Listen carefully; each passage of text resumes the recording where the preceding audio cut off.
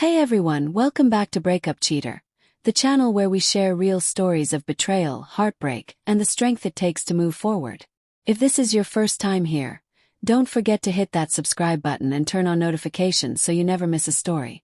I'd love to know where you're watching from, so drop your location in the comments below. Now, let's get into today's story. It was just past noon when my phone vibrated sharply on my desk. I glanced down and saw Emily's name flashing on the screen. The message was short but heavy. "We're pregnant. Big news tonight." I read it twice, confused by the wording. "We're pregnant."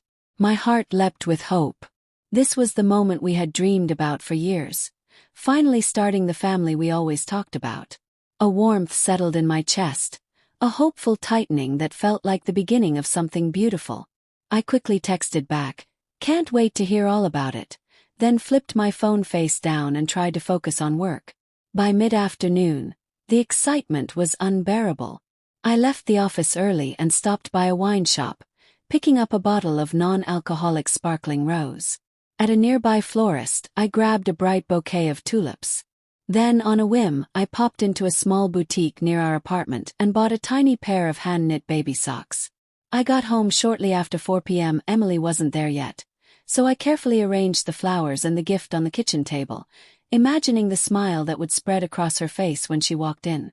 Past the time, I scrolled through Instagram.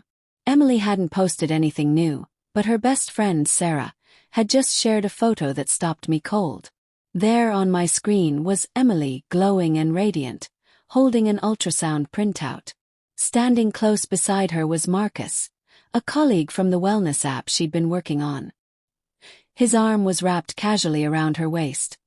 His head tilted in a way that spoke of deep familiarity, as if they'd been photographed together countless times before. The caption below cut like a knife. "So happy for Emily and Marcus. Baby coming this spring. You two will be incredible parents." The tags led straight to Marcus's profile. His last name was unmistakable, and the comments flooded with hearts and congratulations. From strangers, it seemed. I stared at the screen for what felt like minutes, then looked back at Emily's text. "We're pregnant." My fingers trembled as I typed a single line. "Who exactly is we?"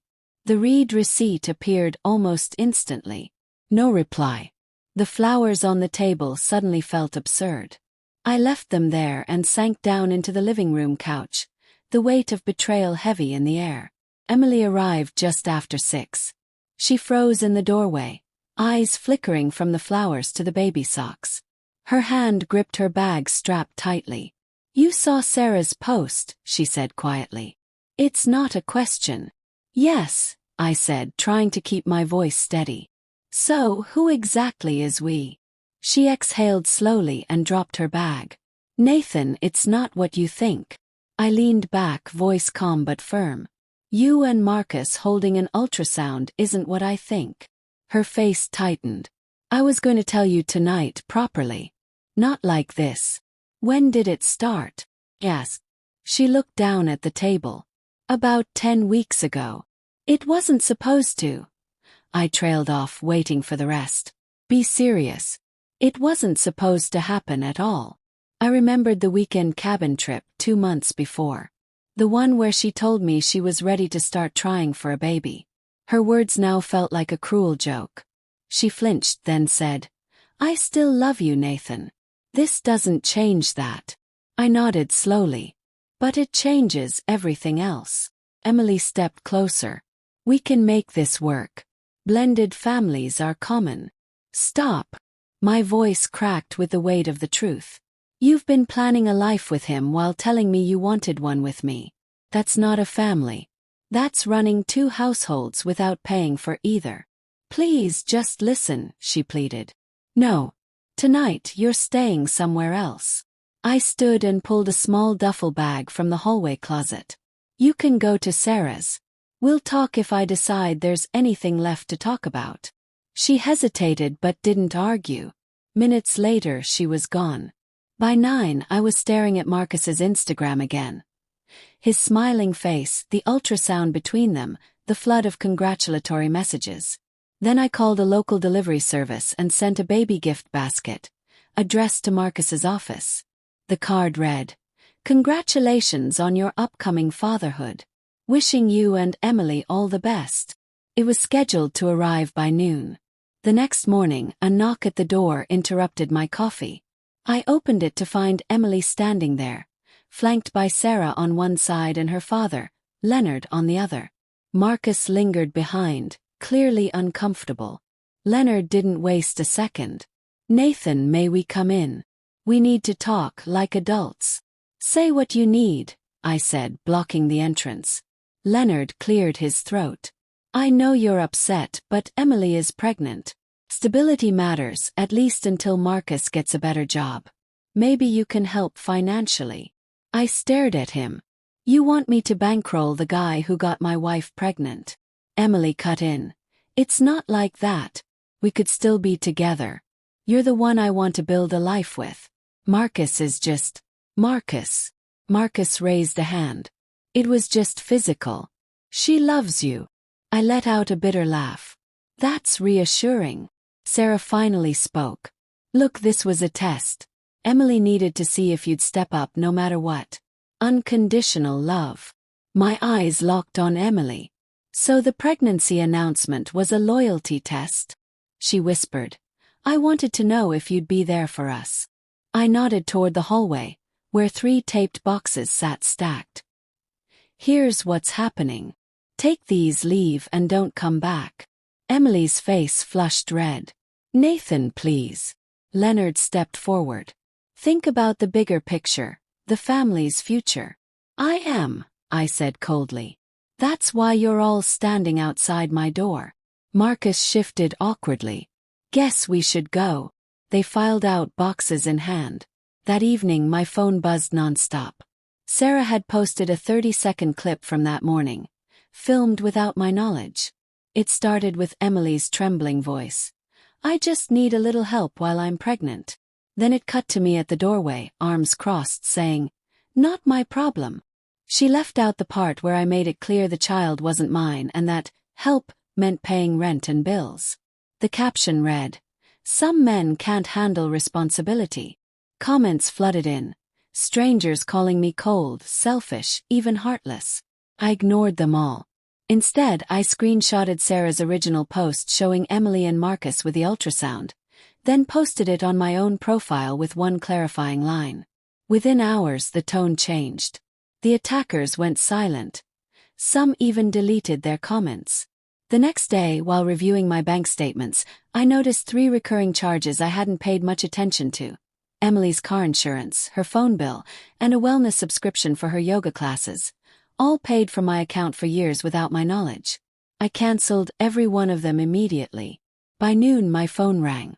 Emily was furious. "What did you do? You can't just cut me off." "I'm pregnant with Marcus's baby." I replied. "Let him handle it.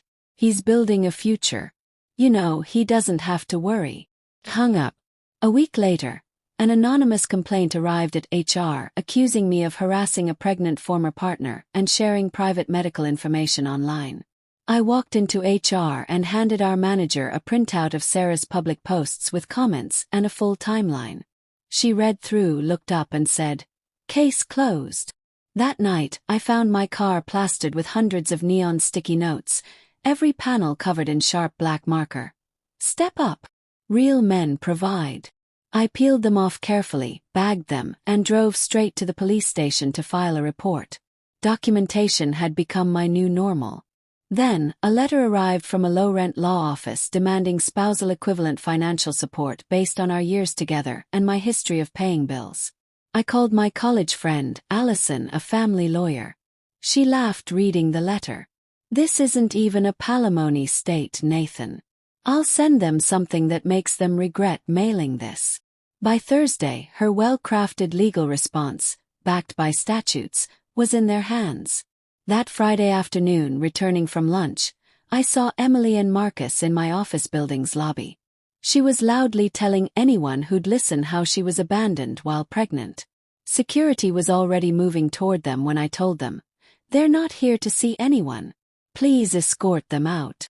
As they were leaving, Marcus tried handing me a manila envelope. The head of security took it and passed it to me later. Inside was a typed prenatal support plan asking $4,600 a month to ensure the baby's healthy start. The next morning my landlord, Mr. Ramirez, knocked on my door. "Got a call you're running a drug operation," he said dryly. "Anonymous tip," I replied, handing him my thick folder of texts, photos, reports, and police documentation.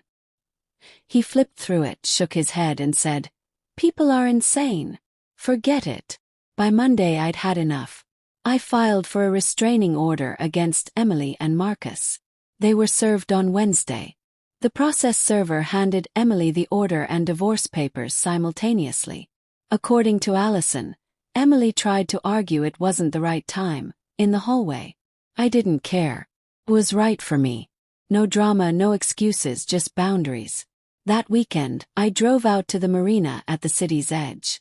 I'd been eyeing a small, second-hand sailboat. Nothing fancy but seaworthy, the hull weathered, interior needing love. I signed the papers and named her the Mariner. Every Saturday since, I sanded, patched, and repaired, building something real and solid with my own hands.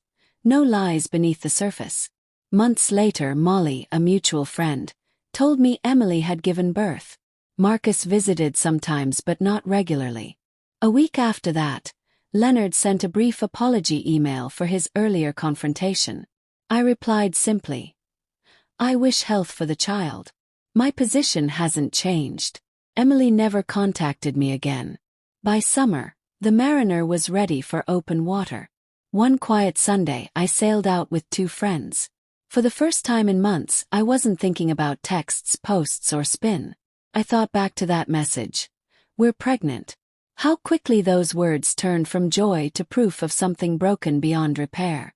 Emily tried to make we mean anyone to carry her through the fallout. Marcus thought we meant someone to share the work while he chased his next move.